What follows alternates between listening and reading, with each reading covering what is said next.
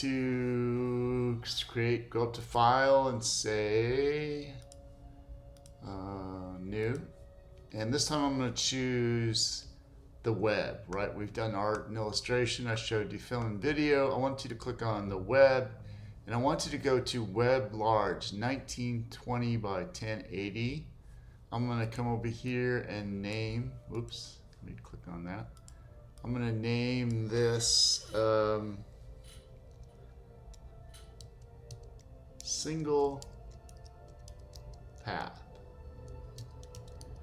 Okay, and if I look down at the dimensions of this, it shows me it's in pixels. It's 1920 by 1080. Color mode should be RGB. We're not going to put this to print. We're going to make this for the web. Raster effects, screen, 72 ppi. That is fine. The only thing I want you to change on this really is I don't want to see the artboard in landscape. I want it in portrait mode. So click on that little portrait mode and say create. And I should get something like this. Kind of like a poster design, right? All right, so we're gonna start. And we're gonna go to my ellipse tool, okay? But before I do that, I'm gonna go ahead and grab my ellipse tool. It's also L on your keyboard. But I'm going to go up to the top right corner up here, and if you look up here, you see something said Align Art to Pixel Grid on Creation. And if you have that highlighted, I want you to click on that so I don't see that arrow there, right? I see a little arrow pointing down. If I click on it, it goes away. So we're going to be working with some smart guides in this section, and I want to show you how to do that. And I also want my smart guides to show, but I don't want them necessarily controlled by this pixel grid, okay? So from there, I turn that off, and I'm gonna go make sure I have my smart guides aligned. And smart guides are just those magenta lines we see on there. So the way I'm gonna do that is I'm gonna go up to the top left corner where it actually says Illustrator. And I click on that, I'm gonna go to Preferences, and I'm gonna click on General. And it opens this, and I'm gonna look down on the left, and I'm gonna go to where it says Smart Guides and click on that. You'll see it has magenta for the color. I wanna make sure this construction guides, where it says 90 degrees and 45 degrees, that is checked. If you don't have that checked, make sure that's checked. And all these should be checked too, even the transform tools. And let's say okay. All right. As I said, I have my ellipse tool. I can hit L on my keyboard to get that, and I'm gonna make an ellipse. And you'll notice that, like, if I just drag, it kind of can be anything, right? Well, what I do is if I hold down my shift key and drag, it keeps it in a perfect sphere like that, right? It keeps the proportion.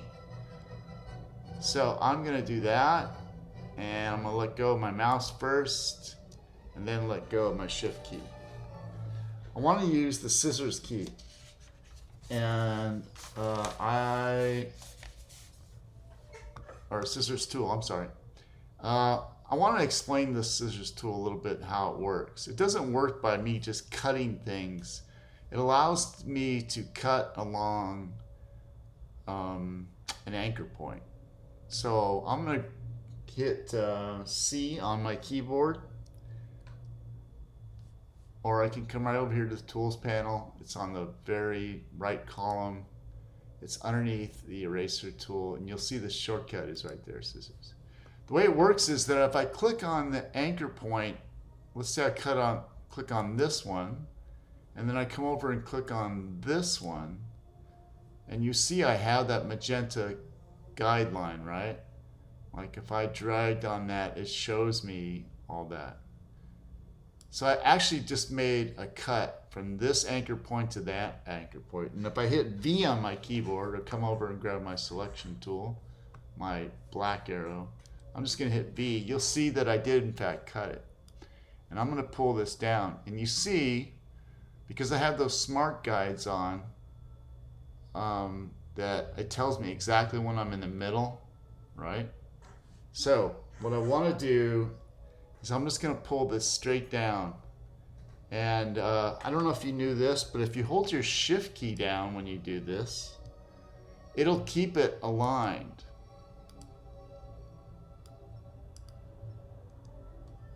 So if I hold my shift key, you see I can't really, even though I'm swinging back and forth, it's keeping it aligned for me.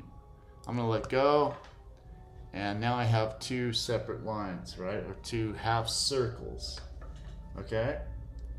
I'm going to grab the pen tool, which is P on your keyboard. So I'm just going to hit P. And I'm going to connect these two just by by clicking on the anchor. So I'm going to click on this anchor, come down and click on this anchor, and then do this on this right side as well. Okay, right? I'm going to go back to V on my keyboard, so I have my selection tool, and I have a selection now. So this is a single path, right? A single path, and that's the goal of this, is I want you to make something with just a single path alignment on that, okay? So it's all about the appearance. So with this, I'm going to select it, and I'm going to go up to Window, and I'm going to scroll down to Appearance. I'm going to open that, and I'm actually going to move that away, maybe put it over here, right? And it has that path on that. So if you were using a fill on this when we were working, make sure you don't have a fill in there. So I click on the fill and make sure that's empty. The stroke is in fact activated. I have a 1-point stroke so far. I'm probably going to change that in a minute, or maybe not. Maybe it's okay. In my appearance panel, what I want to do is come down here. I'm down here below my fill and stroke. And with my stroke selected, I'm going to hit that little gradient, right? And it opens up my gradient panel. Okay? I'm going to go and choose a color for this. I'm also going to put an angle on here where it has the little angle. I'm going to change that to, let's do 90 degrees on that. I'm going to come down here and choose a color. So I'm looking at this gradient band. I'm going to click on the left side first, and it allows me to, I'm going to click on my swatches, and I'm going to choose two colors. And I think I'm just going to choose a light blue, like a cyan on this side. I'm going to come over to this side and choose maybe a dark blue. Okay? All right. And oops.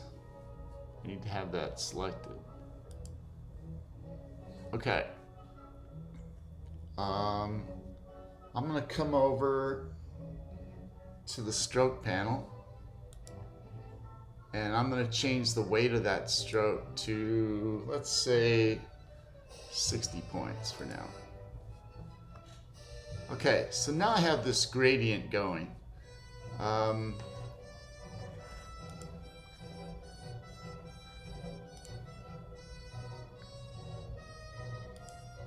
Right? And I have it set for 90.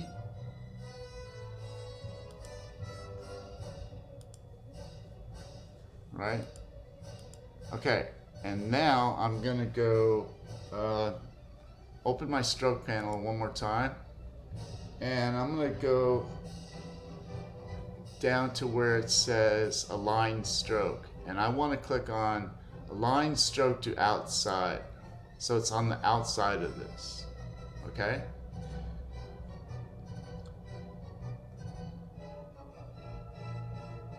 And then I'm going to go back to my appearance panel, right? And then in the top right corner up here, I'm going to click on that little paragraph, and I want to say duplicate item.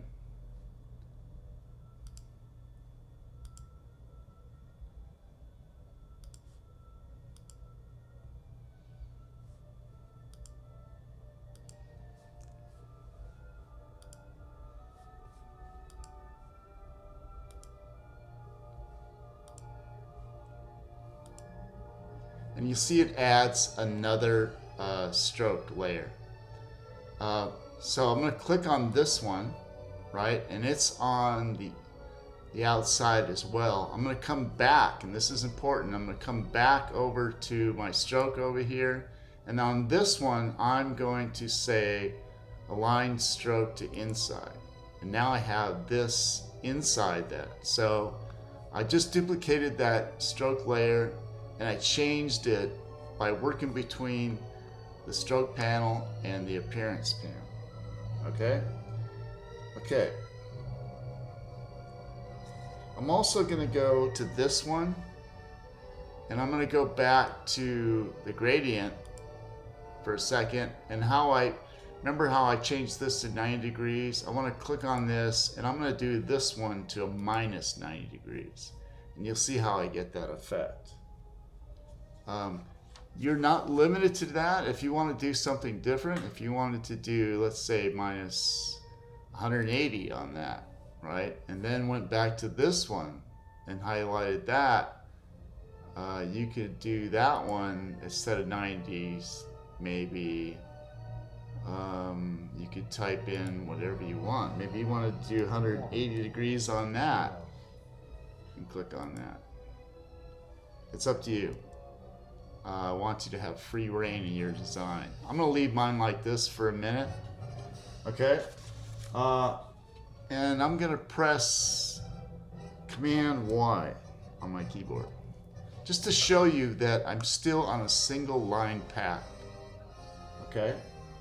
A vector path. Okay?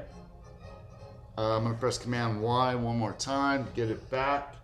And with that design selected, I'm going to clear the appearance. So I'm going to come up here and right click on that and say clear appearance. Okay, and I'm going to add a background to my design. So I'm going to go over to my rectangle tool and just draw a background on this. And with that selected, I'm going to come over to my fill and maybe choose a black. Oops. And say OK. I'm going to, with this selected, you can right click and say arrange and send it back. I can also just go to object, and it has the same thing up on the top. I'm going to say send it back, so that my design is up here. Okay? I wanted to show you this too.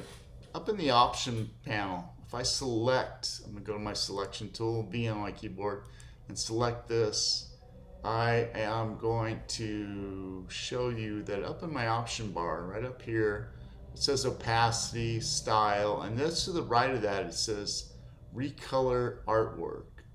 So let's say I kind of like my design as far as it looks like kind of a 3D effect on it without using the 3D effect, right? I kind of did that just using a gradient and then copying it, putting it on the inside and outside. I can click on this and it opens this panel and it shows me the color wheel. I can move this around and get it to change my artwork.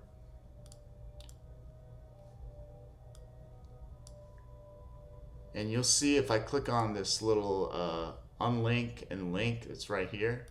I can unlink those so that I can move one and maybe move the other, right?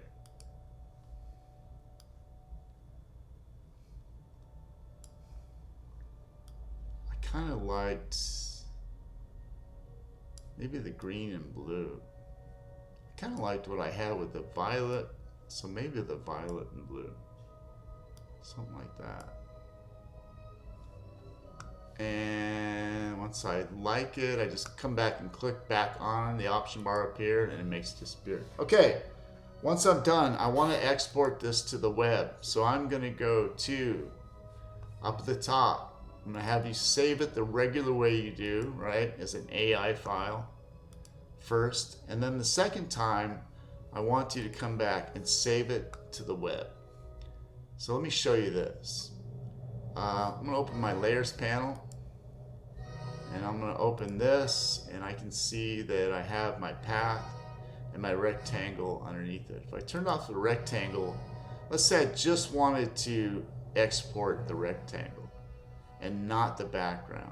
You can have that option just by turning that off. But for now, I'll show you with just this, and I'll show you how you can do that. I'm going to go to File, Export, and I'm going to say export for the web. Turn that commercial off, right? Export for the web. And it opens it up like this. Up on the top up here, it has preset, unnamed. I can name it. I want to click on this and say export as a PNG 24. Okay? And you'll see if right below that it has a transparency box. And if I click off that transparency box, all it's doing is it's telling me that that my background right now, with the transparency checked, it's going to take everything. But if I uncheck that, it's going to show me that my background has a white matted background. Okay? And if down here on the right where it says clip to artboard, if I click on that, it'll actually bring the artboard in with it. If I didn't want the artboard, I unclick that.